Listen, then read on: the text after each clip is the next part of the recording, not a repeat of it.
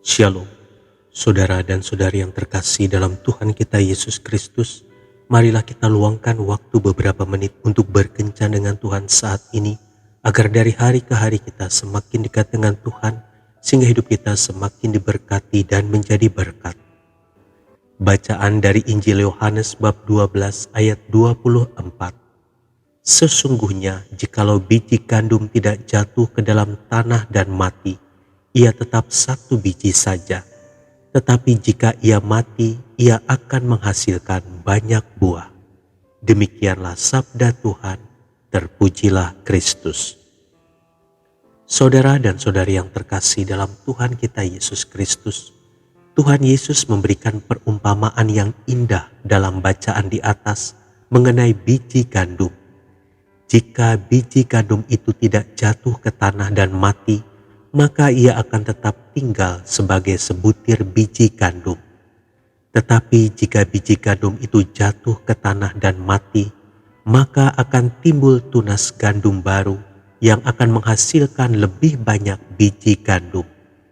Demikianlah Yesus memandang akan kematiannya. Melalui kematiannya, ia akan menghasilkan miliaran Kristus-Kristus kecil.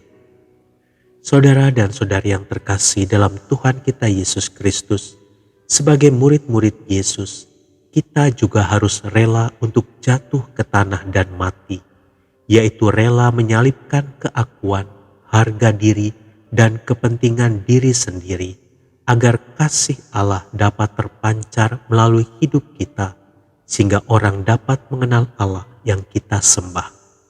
Sekalipun kita sudah bertahun-tahun menjadi pengikut Yesus, tidak ada satu jiwa pun yang dapat kita bawa kepada Tuhan kalau kita memilih untuk tidak mau jatuh ke tanah dan mati. Hidup ini tetap tinggal sebuah biji dan tidak pernah berbuah. Mari saudara dan saudari yang terkasih dalam Tuhan kita Yesus Kristus, kita belajar dari kematian Kristus.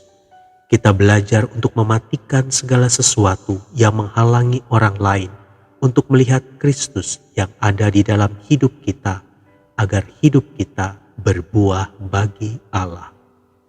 Tuhan Yesus memberkati. Marilah kita berdoa dalam nama Bapa dan Putra dan Roh Kudus. Amin. Tuhan Yesus, ampuni aku kalau selama ini aku hidup sebagai pengikut-Mu, tetapi tidak pernah menghasilkan buah-buah kehidupan.